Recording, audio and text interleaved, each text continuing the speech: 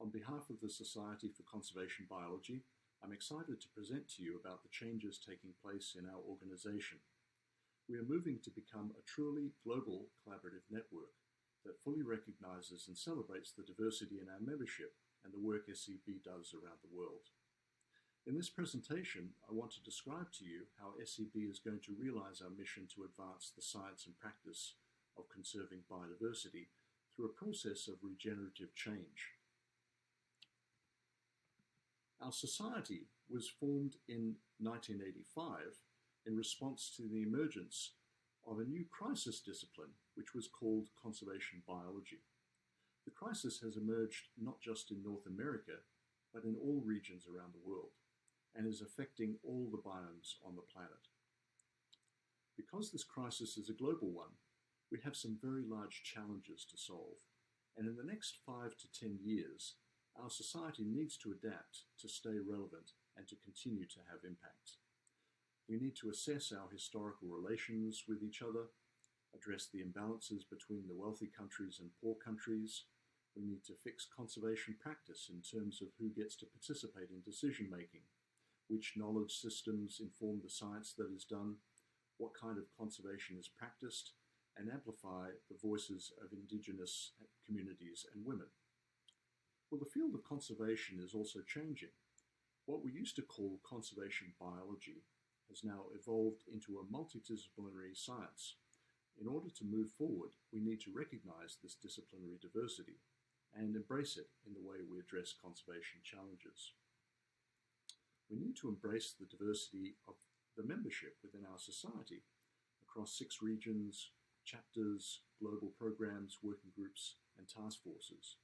We want to empower our members and support them to work towards addressing the challenges I've described here. And at the same time, the organizational structure of SCB in the past was too top-down and too centralized. There was a need for a more equitable, decentralized global network, and for a business model that creates resources for our groups.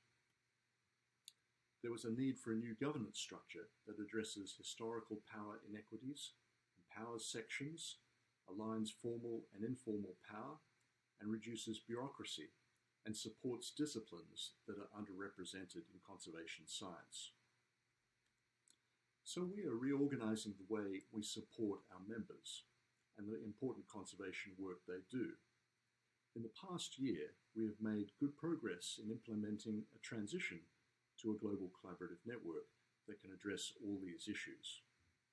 At the beginning of 2021, we formed a transition implementation group to guide the process. SCB Global Services staff held workshops to design new staff roles for the new global network structure, and by the end of 2021, the Global Services staffing structure had been approved by the Board of Governors, and the Vision 2026 and the improved governance model was presented to members at the 2021 members meeting last December. Now, our transition plan is called Vision 2026. Within this vision, all sections will be managing and supporting their local members and chapter needs and activities, with the resources to hire 1 or 2 full-time employees to support section activity, membership, and to provide support for the local chapters. Working groups, global programs, and task forces will be charting the programmatic direction and definition of SCB, and they'll have decision-making power at the global board level and have dedicated funding.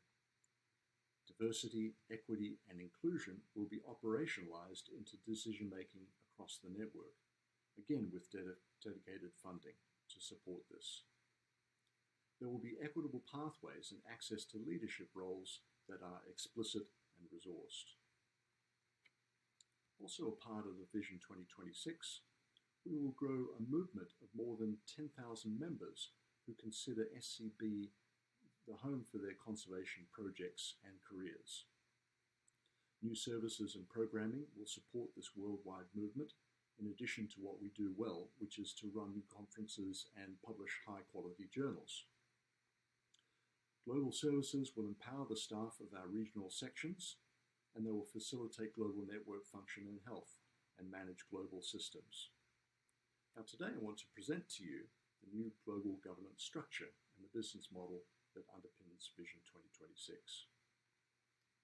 In the new governance structure, which was approved by the Global Board, the 6 regional sections and local chapters will become part of a regional council that will represent and support SCB membership. On the other hand, our working groups, global programs and task forces will become part of a programs council that will chart the vision, mission and storytelling of SCB. We'll have a new governance structure and business model to support this transition. And we want to ensure justice, equity, diversity and inclusion in the way we carry out our business. And in July 2022, we're now working on a new set of global bylaws that will help us implement the new governance structure. We hope to have everything in place by the end of 2022, so that by the beginning of 2023, the new governance structure will be fully in place. So to summarize, implementing this transition to a global collaborative network will help SCB stay relevant and to have impact by improving equity and inclusion in science and conservation practice, by allowing for pathways for members to have a voice and be more involved in decision making, by increasing engagement with the social sciences and other disciplines to facilitate more robust and effective conservation, and by making SCB a more welcoming place as a professional home. In addition to all these things, we also plan to establish new collaborations with other organizations that share our vision. So thank you for listening. If you have any questions, please feel free to reach out to us. Have a great day.